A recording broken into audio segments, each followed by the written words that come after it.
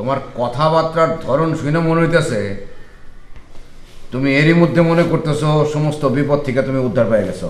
সব গান যদি হারিয়ে ফেলে ছন্দ হারা, আকাশ যদি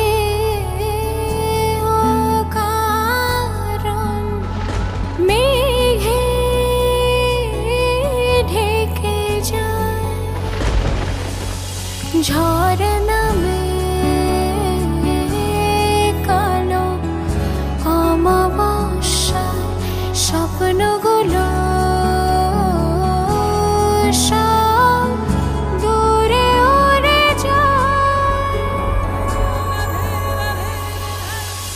রূপকথার গল্পের মতো তবু বসে থাকে সে, বসে থাকে আকাশ দেখার অপেক্ষায়।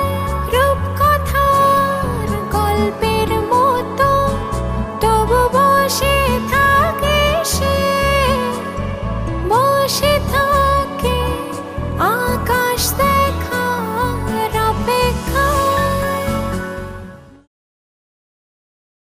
বিকাশের লোকজন যখন রাতের আধারে আমার বাড়িতে আইসা আমার মায়ারে তুইলা নিয়ে যাওয়ার হুমকি দেয়, তখন আমি আর থাকতে পারি নাই। আমি নিজেই পান্নারে বলছি সব কিছু ছাইরা দাও। জীবনের রিস্ক নিয়ে থিয়েটার করার কোনো দরকার আমাদের নাই, আমরা এমনিতেই বেশ ভালো আছি। আমি জানি শেষ পর্যন্ত তুমিই কপোতক্ষ থিয়েটার নিয়ে লড়াই চালাই যাবা। আমি যদি নাও বলি তবুও তুমি থামবা না। আপনি ওই সর্বরাগের সর্বস্ব আড়া করবেন, এটা আমার একমাত্র চাওয়া ভাই, আর কিছু চাওয়া নাই আপনার কাছে ভাই। আরে ২৫০০ টাকা দিয়া তারপর একটা হুইল চেয়ার কিনে দিলি তো ঝামেলা যায় নাকি? একটা মেয়ে থিয়েটার বন্ধ, কলেজ বন্ধ, ঘরের মেয়ে কই যায় কি করে সেটা তোমার জানার দরকার নাই? রূপকথা মেয়ে, তাই সমস্যা না? তোর ললিত কলা কেন্দ্রে যে চেয়ারম্যান খলিল সর্দার, তারে বলবি ৩০ লাখ টাকা হইলে রফিকুল্লারে ফিরে আনা সম্ভব এবং একরামুন্নেসা ললিত কলা কেন্দ্র হওয়া সম্ভব। ৫টা বাজে, কিভাবে যে পুরো দিনটা কেটে গেল টেরই পারলাম না। কিন্তু দিন পুরোটা কাটতে কিন্তু এখনো ১ ঘন্টা বাকি। ১ ঘন্টা শেষ হওয়ার আগে আমার বাড়ি ফিরা লাগবে। তাহলে এখন আসি।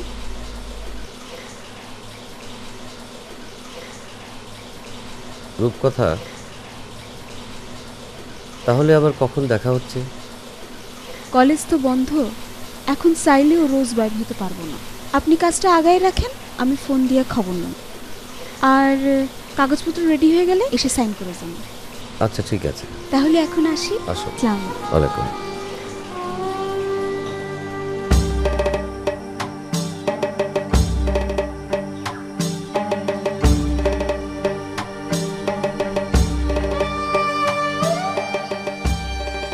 রূপকথা নাকি? কই থেকে আসতেছো? আমি কই থেকে আসতেছি এটা কি আপনার জানা খুব জরুরি? তেরসা করে কথা জবাব দাও কেন?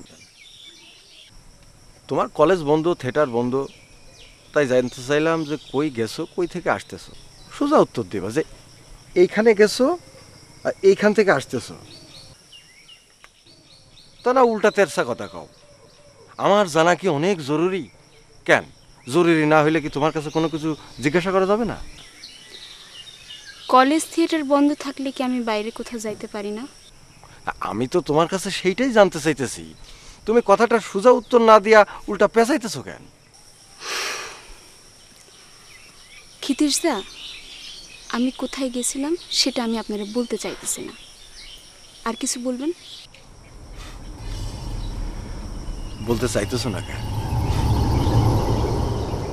গোপন কোনো জায়গায় গেছো নাকি?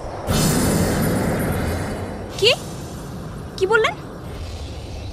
আর কতদিন গোপনে গোপনে গোপন জায়গা যাইবে?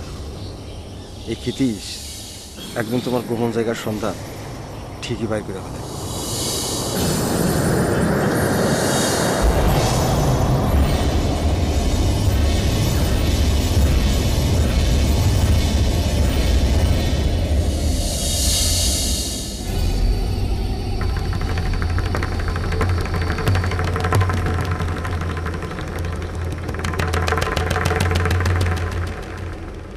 তোমার কথার আগা মাথা মুন্ডু আমি তো কিছুই বুঝতে পারতেছি না।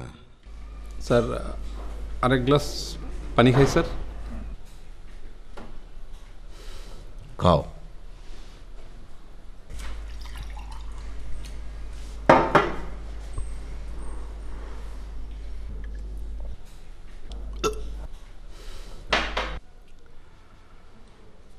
এবার বলো।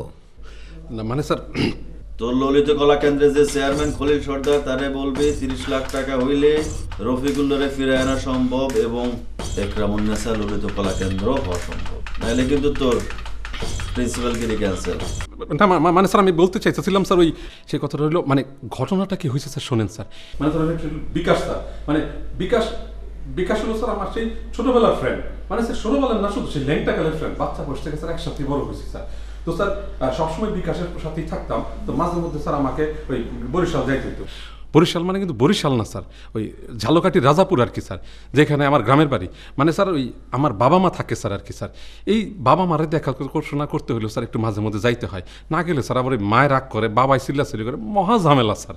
এই তাকে মন রক্ষার্থে হলেও যাইতে হয় স্যার। তো এখন স্যার আর সেইখানে ওরা স্যার আর কেউ নাই। একটা বই না ছিল স্যার, ওরা বিয়া দিয়ে দিয়েছি উড়িষ্যরে স্যার। তো উড়িষ্যর কিন্তু স্যার খুব খুব খারাপ জায়গা স্যার। স্যার সেখানেই বন্যা সবসময় লেগে থাকে স্যার। বন্যা কিন্তু বন্যা না স্যার, খালি ঘূর্ণিঝড় আইলা সিডর কোনো কিছুই বাদ যায় না স্যার। একবার হয়েছে কি স্যার, আমি স্যার আমার বোনের বাড়ি বেড়াইতে গেছিলাম, যাইয়া তো স্যার পড়লাম এই ঘূর্ণিঝড়ের মধ্যে। আরে স্যার কি দুরবস্থা মানুষের, শুধু মানুষ না স্যার, হাঁস মুরগি গরু ছাগল সব স্যার কোমর পানির মধ্যে ভাসতে লাগলো স্যার। বোঝেন স্যার কি মারাত্মক সিরিয়াস অবস্থা স্যার। তোমার কথা তো আমি কিছুই বুঝতে পারতেছি না। কোন কথাটা তুমি বলতে আসছো? বিকাশের কথা, নাকি জালকাঠির রাজাপুরে তোমার বাবা মায়ের কথা, নাকি উড়িষ্যরে তোমার বোনের কথা, নাকি ঘূর্ণিঝড় আইলার কথা? স্যার কোনটা স্যার? কি বলতে আসছো সেই কথা কও। স্যার আরেক গ্লাস পানি খাই স্যার। খাও।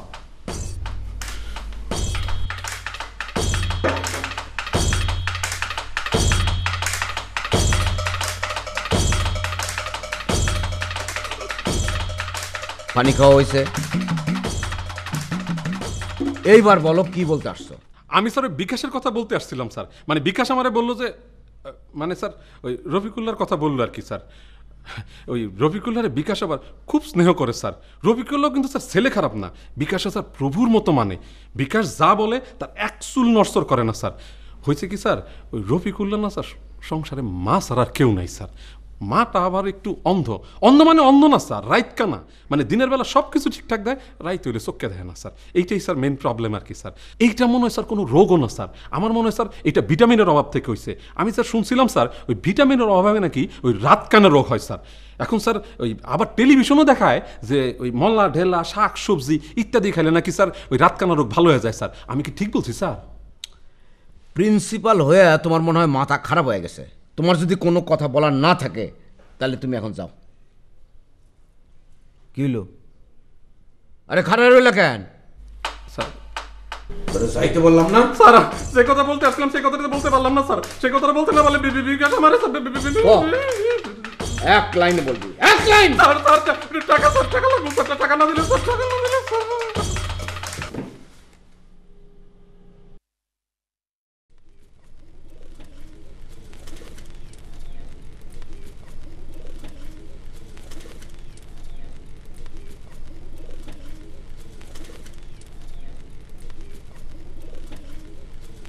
কই গেছিলি? কাজ ছিল মা। কি কাজ? কি হলো? কি হলো কথা কস না যে? আচ্ছা মা, আমি কি কাজ ছাড়া বাড়ি থাকার মেয়ে? আমি তো সেটাই জিজ্ঞেস করতেছি, কি কাজ? কলেজ বন্ধ, কলেজ ছাড়া কোথায় কি কাজ করছো সেটা আমারে বলতে হবে। মা মাত্র বাড়ি থেকে আসলাম, আগে একটু ঘরে যাই। এই কথার উত্তর না দিয়ে তুমি ঘরে যাইতে পারবা না। কলেজ বন্ধ থাকার পরও সেই সকালবেলায় বাইর হইছিস, সন্ধ্যাবেলায় ফিরতেছিস, কোথায় কি কাজ করছিস কি বলতে পারতেছিস না? কি রে মা, কি হয়েছে? তুই তেমন চুপ করে থাকিস না। কোথায় কি কাজ ছিল বলতে এত সংকোচ করতেছো কেন? যা মা, ঘরে যা। হ্যাঁ ঘরে যাও। আজ থেকে তোমার ঘরের বাইরে হওয়া বন্ধ, কলেজ বন্ধ, লেখাপড়া বন্ধ, সব বন্ধ। তোমার বিয়া বিয়ের পর যদি তোমার স্বামী শ্বশুর শাশুড়ি চান তাহলে যত খুশি পড়ো লেখাপড়া করো, কেউ মানা করবো না, এই আমার শেষ কথা। যাও।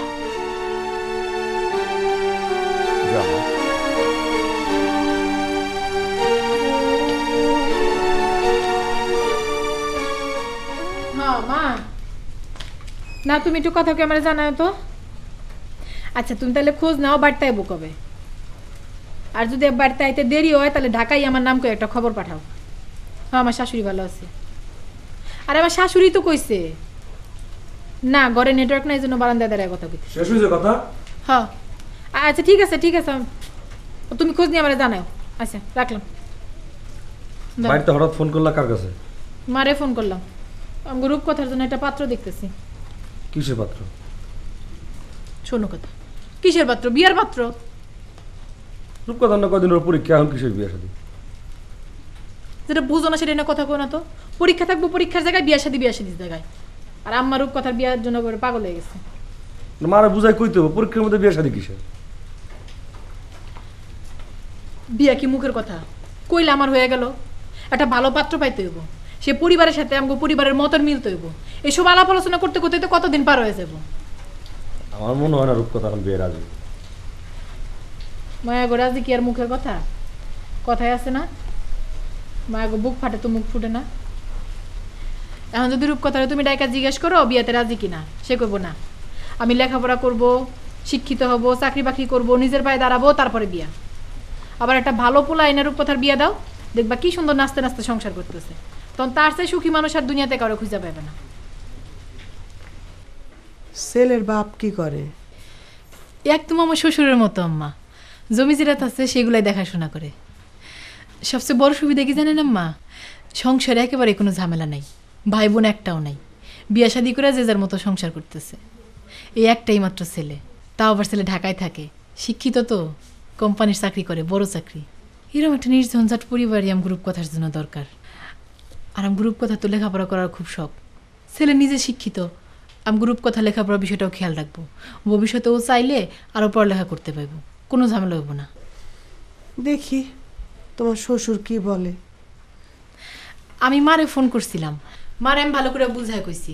মা কইলো কালকে ওর সাথে আলাপ আলোচনা করে তারপরে আমার জানাইব। শোনো নীলা, রূপকথার বিয়ের সময় হলে আমি নিজে তার পাত্র দেখব, আর আমি যদি না পারি তখন তোমাদের বলব। এখন কারোর সঙ্গে কোনো আলাপ করার দরকার নেই। নীলা নিজের থেকে আলাপ করতেছিল, আমি ওরে বলছি বলে আলাপ করছি। রূপকথার বিয়ের ব্যাপারে তোমার না ভাবলেও চলবে। চলতো, যদি তুমি ভাবতা তাহলে চলতো। তুমি ভাবতেছো না, এখন আমারই ভাবতে হইতেছে। রাত হয়েছে, নীলা ঘরে যাও।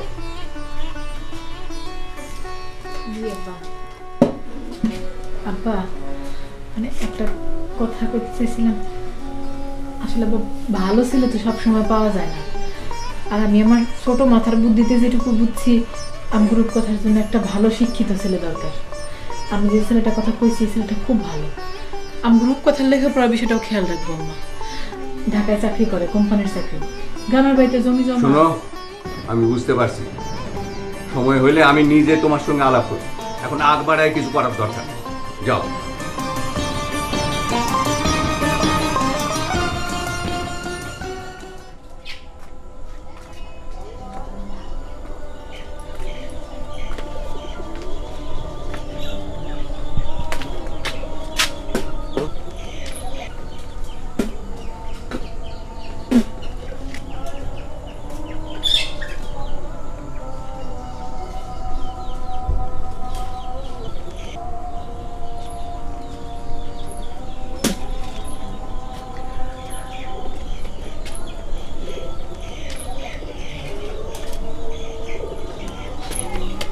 বাবা। কি রে মা? হ্যাঁ, আজকে 2 ঘন্টার জন্য আমার একটু বাইরে যেতে হবে। তো যাবি, অসুবিধা কি? না, মা কালকে যেভাবে বলতেছিল আমার তো ডরই লাগতেছে। ডরের কিছু নাই, তোর মা কিছু কইলে আমি দেখব। তোমার একটা কথা বলি। বল। তুমি কেন এত ভালো? সকলের কপালে এমন বাবা জোটে না, আমি অনেক ভাগ্যবান। মা, তুই তোর এই ভালো বাবাটার একটা সত্য কথা বলবি? কেন বাবা? আমি কি তোমার কোনোদিন মিথ্যা বলছি? না রে মা, তুই কোনোদিন কোনো মিথ্যা কথা বলস নাই, কোনো সত্য কোনোদিন গোপন করস নাই, সেই জন্যই তোরে জিগাইতেছি। আচ্ছা, কাল তোর মা তোর সাথে যখন জেরা করতেছিল, কেন জানি আমার মনে হলো তুই কিছু গোপন করতেছ। আমার ধারণাটা ভুল, তাই না রে মা?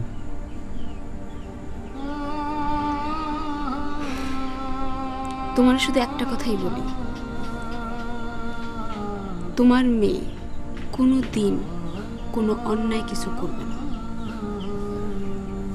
সেই বিশ্বাস আমার আছে মা। আমার মেয়ে কোনোদিন কোনো অন্যায় করতে পারে না, কোনোদিন না।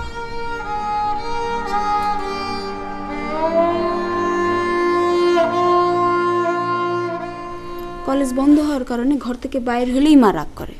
বাবারে বুঝায় মাত্র 2 ঘন্টা সময় নিয়ে বের হয়েছে। আসতে গেছে 40 মিনিট, যাইতে যাবে 40 মিনিট।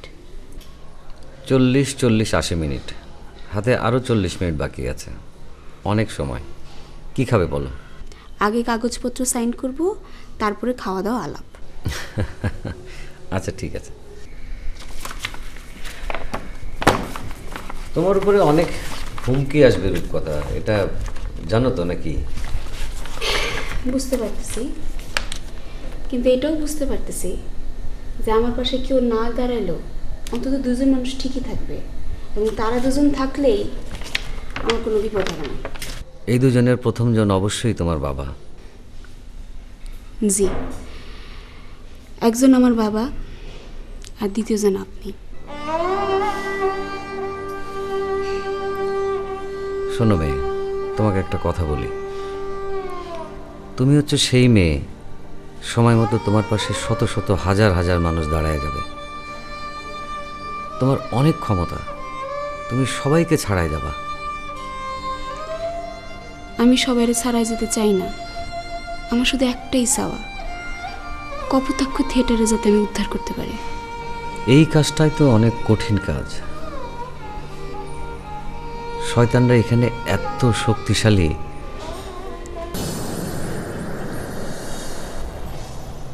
ওই আসলে হয়েছে কি বড় ভাই,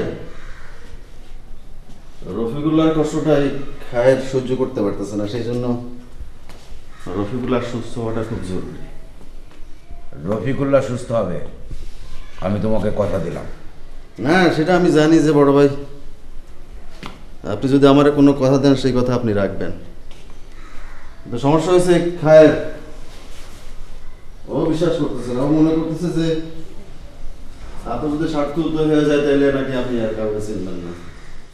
বিকাশ, তোমার কথাবার্তার ধরন শুনে মনে হইতেছে তুমি এরই মধ্যে মনে করতেছো সমস্ত বিপদ থেকে তুমি উদ্ধার পেয়ে গেছো। না বড় ভাই, আমি বিশ্বাস করি যে আমার কোনো বিপদ আপদ হইলে কখনো আপনি আমার রক্ষা করবেন, সেজন্য আমি আপনার কখনো বিশ্বাস করি বড় ভাই। কিন্তু এই খায় আপনার মরামার নামে যে ললিত কলা কেন্দ্র, সেই কেন্দ্রের কলা কেন্দ্রের প্রিন্সিপাল খায়, ও আপনার বিশ্বাস করতেছে না। বিকাশ,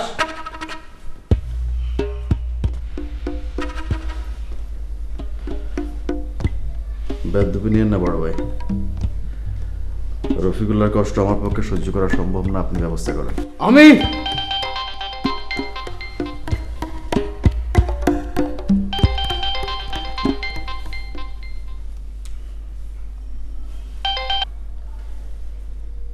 হ্যালো, হ্যাঁ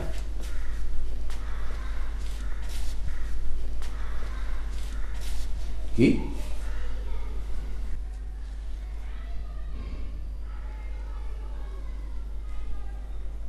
ও আচ্ছা আচ্ছা,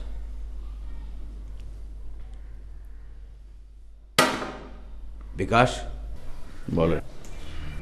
রূপকথাকে সে নাকি কপোতাক্ষ থিয়েটারের জমিটা 99 বছরের জন্য লিজ পাওয়ার জন্য আবেদন করছে।